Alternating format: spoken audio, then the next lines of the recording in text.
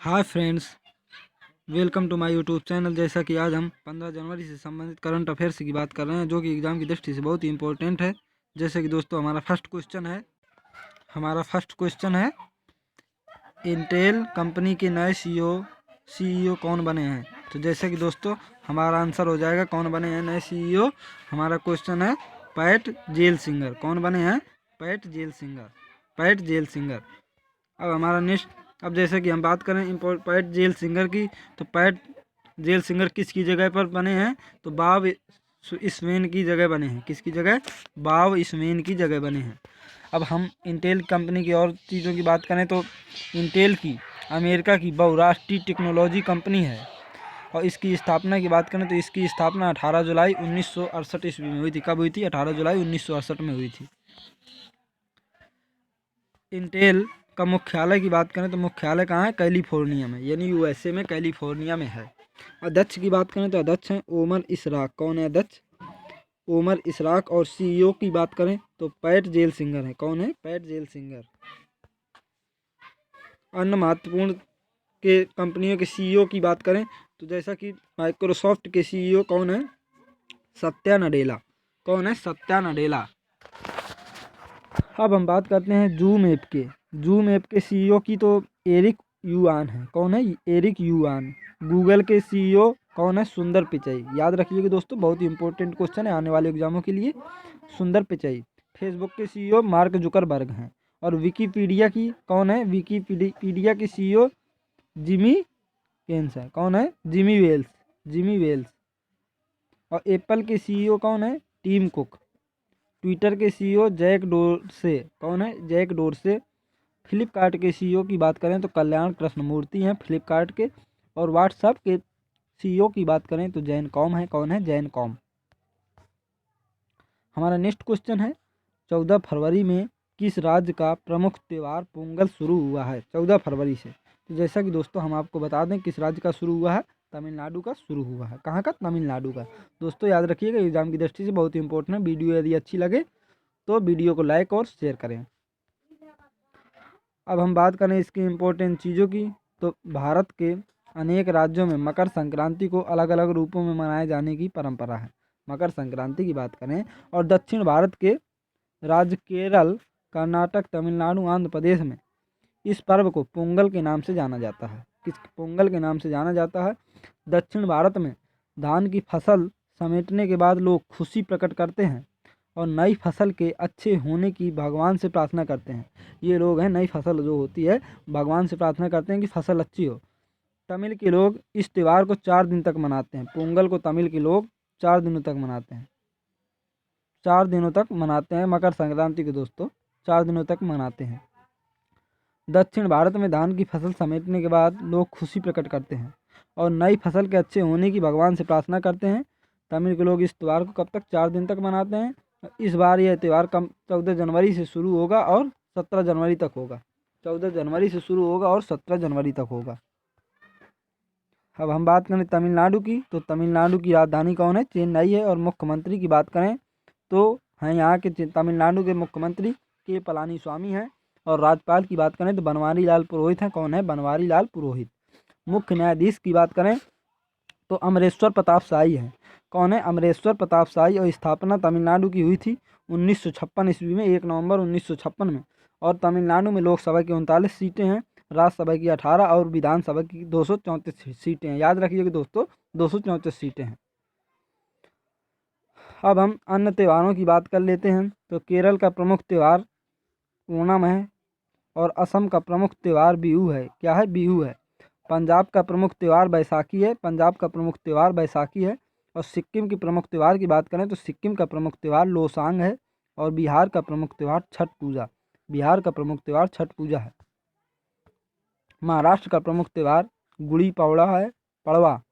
और नागालैंड का प्रमुख त्यौहार हार्नबिल महोत्सव। और लेह लद्दाख का प्रमुख त्यौहार की बात करें तो दोस्तों लेह लद्दाख का प्रमुख त्यौहार आदि महोत्सव है। और मिजोरम के प्रसिद्ध त्यौहार की बात करें तो मिजोरम का प्रसिद्ध त्यौहार चापचरकूट महोत्सव है। चापचरकूट महोत्सव।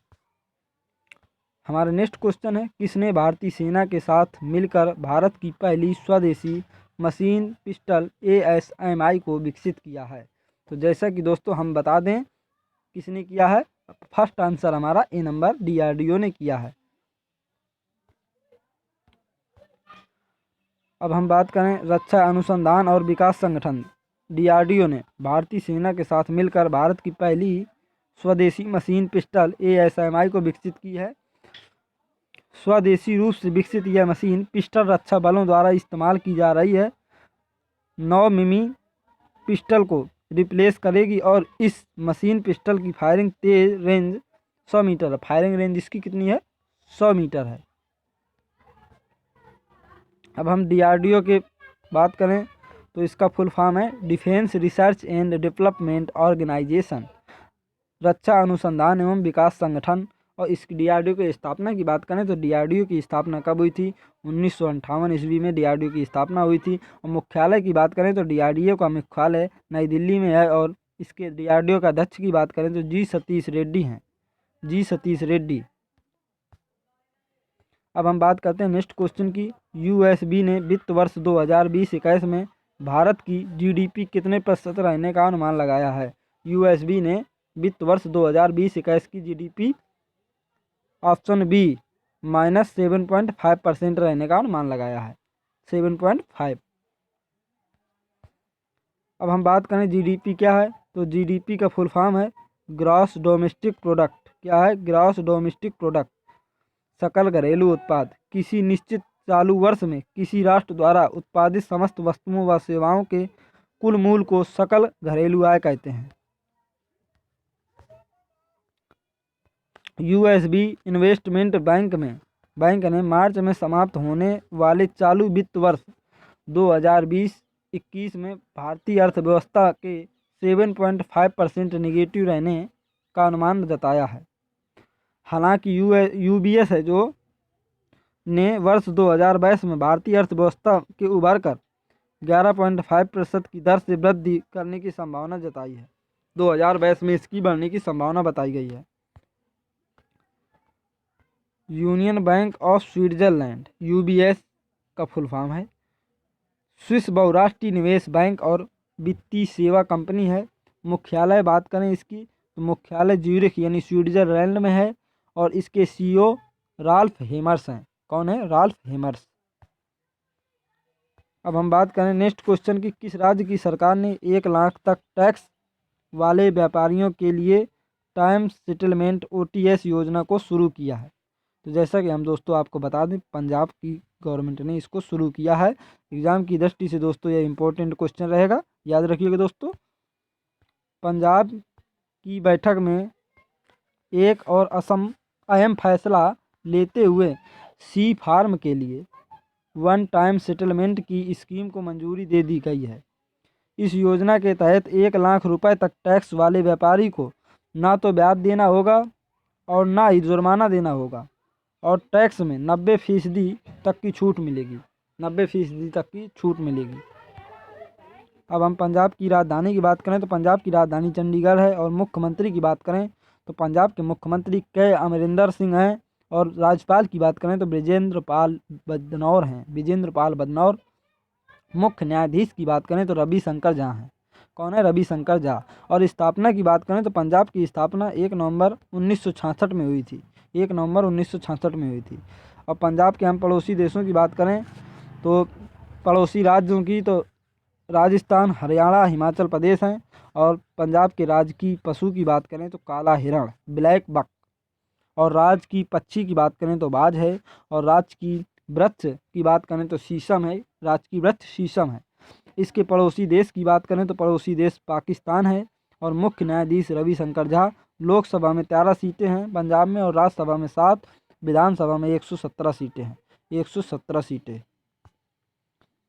नेक्स्ट क्वेश्चन है हमारा, नीति आयोग ने किसके साथ मिलकर वोमेन एंटरप्रेन्योरशिप प्लेटफॉर्म WEP यानी WEP लॉन्च करने के लिए साझेदारी की है?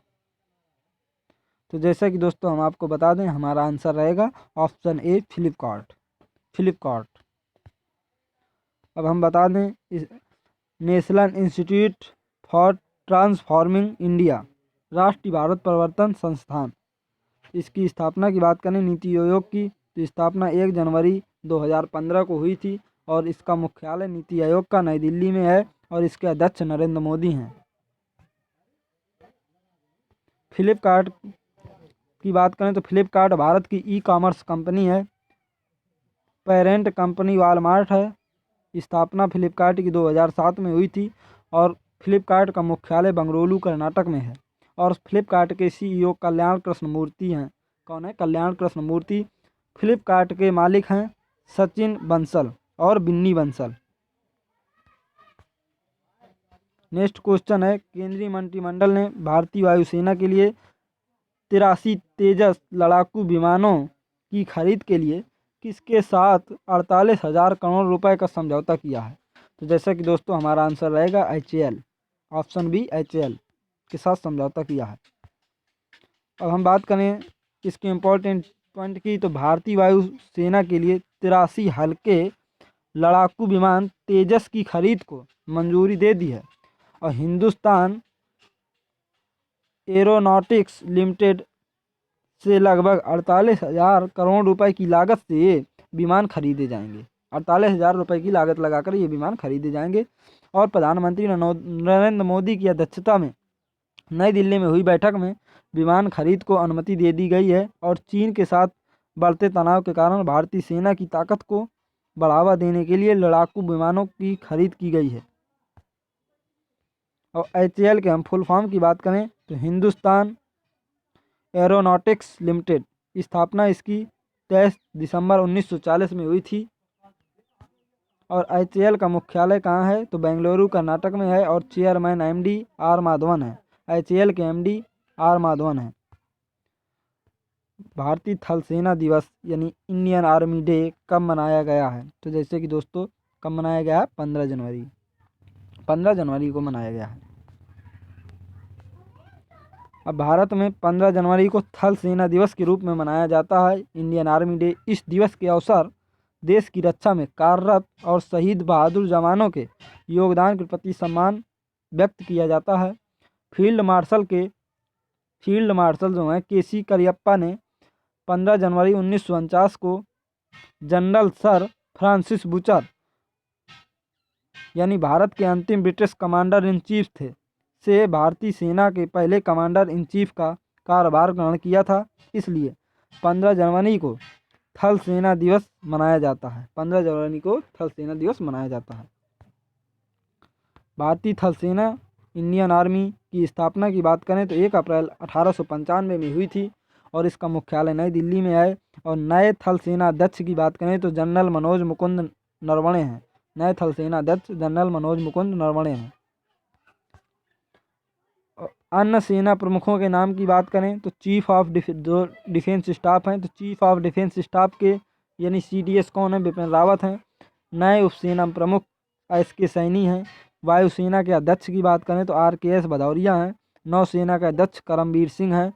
भारतीय तटरक्षक बल के अध्यक्ष कृष्ण स्वामी नटराजन हैं और राष्ट्रीय सुरक्षा गार्ड NSG के महानिदेशक सुरदीप सिंह देसवाल हैं। अब हम बात करें भारतीय रेलवे सुरक्षा बल यानी RPFS के महानिदेशक अरुण कुमार हैं। RPFS के महानिदेशक अरुण कुमार हैं। केंद्रीय औद्योगिक सुरक्षा बल के महानिदेशक सुबोध कुमार जायसवाल हैं और केंद्रीय रिजर्व पुलिस बल के अध्यक्ष कौन है? यानी CRPF के अध्यक्ष आनंद प्रकाश माहेश्वरी और सशस्त्र सीमा बल SSB के महानिदेशक कुमार राजेश चंद्र हैं। कौन है? कुमार राजेश चंद्र।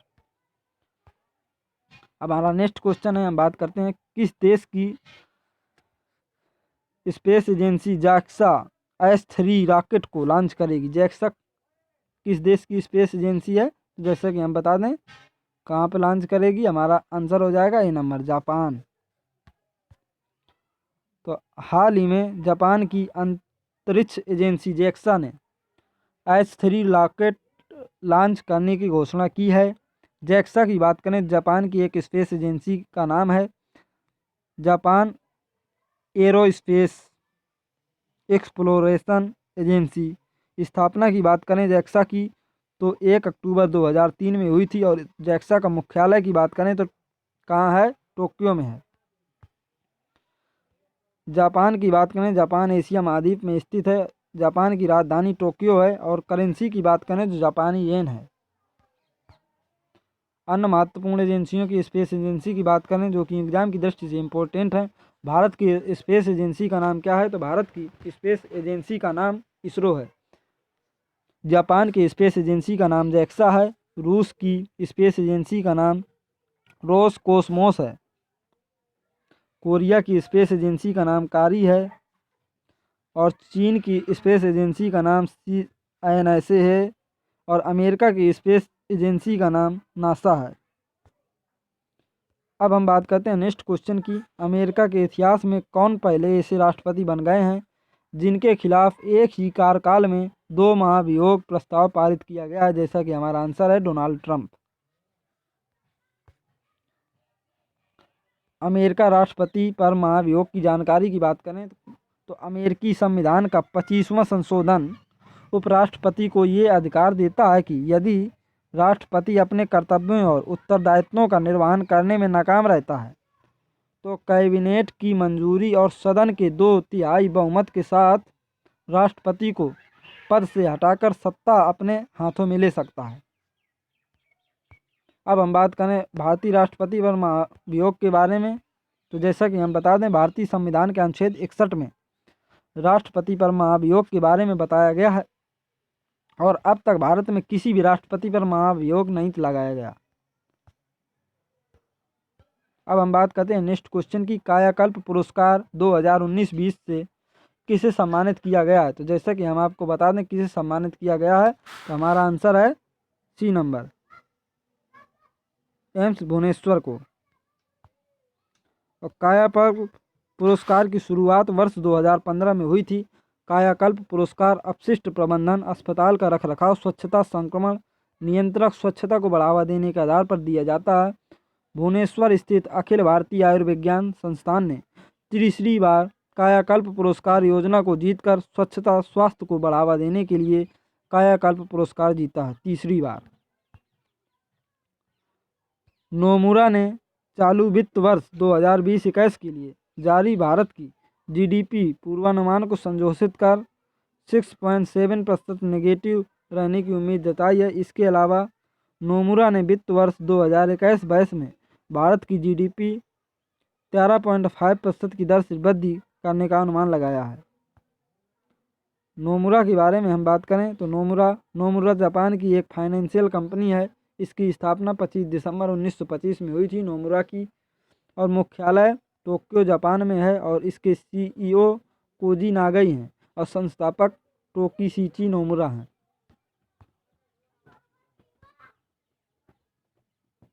तो दोस्तों कैसे लगे क्वेश्चन ज़रूर हमें कमेंट बॉक्स में बताएं, जो कि एग्ज़ाम दृष्टि से बहुत ही इम्पोर्टेंट है। दोस्तों आने वाले एग्ज़ामों में आप इसको पढ़ कर जाइएगा, इससे आपको बाहर कोई क्वेश्चन नहीं मिलेगा। ओके दोस्तों, थैंक यू, जय हिंद।